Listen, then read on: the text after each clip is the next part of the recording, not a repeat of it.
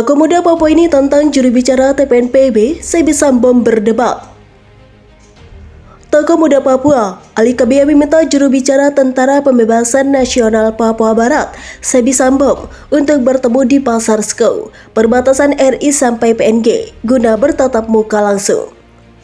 Hal itu ditegaskan Ali kepada awak media, termasuk Tribun Papua.com di Abepura, Minggu, 15 Januari 2023. Menyikapi sejumlah pernyataan juru bicara TPNPB, Sebi Sambom.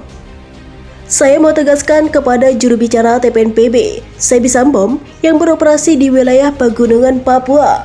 Kalau saudara merasa tidak bersalah, datang langsung bertemu dengan saya di Pasar Skou, tegasnya. Apabila Sebi tak bisa langsung datang ke lokasi yang dimaksud, Ali mengimbau agar juru bicara TPNPB itu dapat berbicara ke publik terkait hal positif apa yang telah dibuat bagi masyarakat Papua. Ali menuding selama ini, Sebi Sambom tidak berbuat sesuatu yang positif untuk perkembangan masyarakat di tanah Papua. Hal ini yang perlu diingatkan olehnya. Kemudian saya ingin menyampaikan kepada saudara-saudara saya yang berbeda ideologi dan beroperasi sebagai teroris 35 Kodam bahwa jangan percaya dengan saudara Sebi Sambom, terangnya. Ali mengatakan selama ini Sebi Sambom telah menerima sejumlah uang dari suatu NGO asal Australia dan tidak dibagikan kepada rekan-rekan sejawatnya. Ali mengatakan yang perlu dikhawatirkan ialah Sebi berfoya-foya menggunakan uang dari hasil demikian di luar negeri. Untuk itu dalam pertemuan nanti, Ali ingin menyampaikan kepada Sebi untuk berkomunikasi langsung perihal pernyataan-pernyataannya yang dinilai kontroversial dan menyesatkan. Saya ingin sampaikan apa yang telah diperbuat oleh Sebi selama ini di Papua, apa bentuk kontribusi positifnya, dan jangan hanya meninggalkan kekacauan untuk generasi mendatang, salnya. Lalu dalam pertemuan itu, Ali ingin memastikan kepada Sebi, apakah benar ia telah memerintahkan ataupun mengerahkan masyarakat di wilayah pegunungan untuk melakukan aksi anarkis. Apabila merasa tidak bersalah dan perjuangannya benar-benar tulus, silahkan bertemu saya di Skou, pinta Ali. Ali berharap semua yang hadir di Papua datang untuk bekerja. Makanya ia mengajak untuk sebagai orang Papua harus menciptakan kasih bagi semua orang. Mari kita mengikuti tata cara hidup Isa Al-Masih yang penuh kasih bagi semua orang, dan ayo kita belajar mengasihi sesama atau satu sama lain, tutupnya.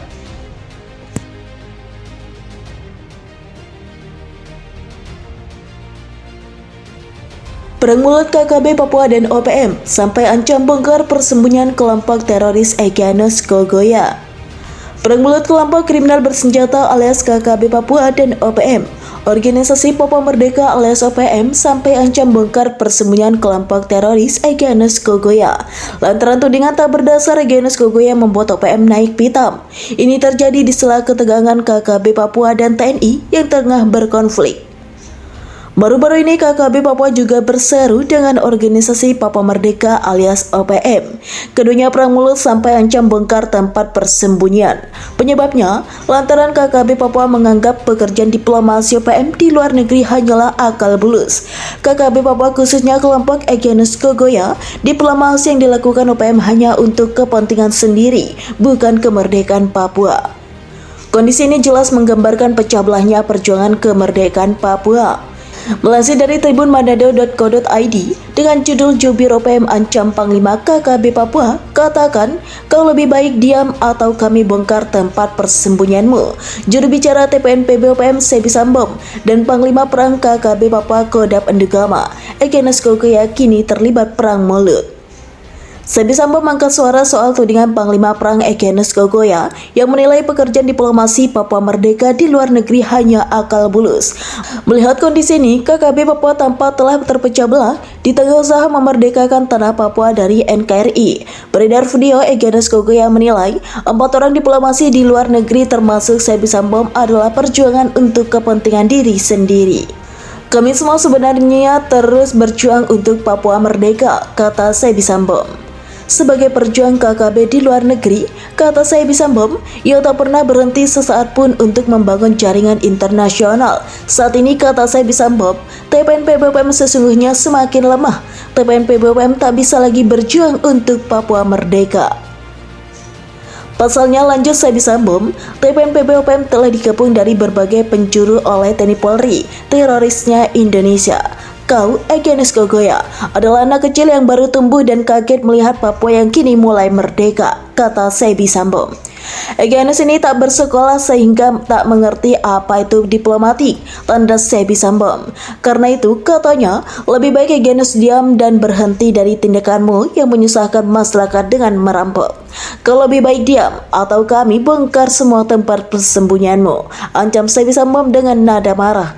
4 nama yang dimaksud Egyanus Kogoya sebagai diplomasi yaitu Benny Wenda, Sebi Sambo, Victor Yemo, dan Jeffrey Pagawak.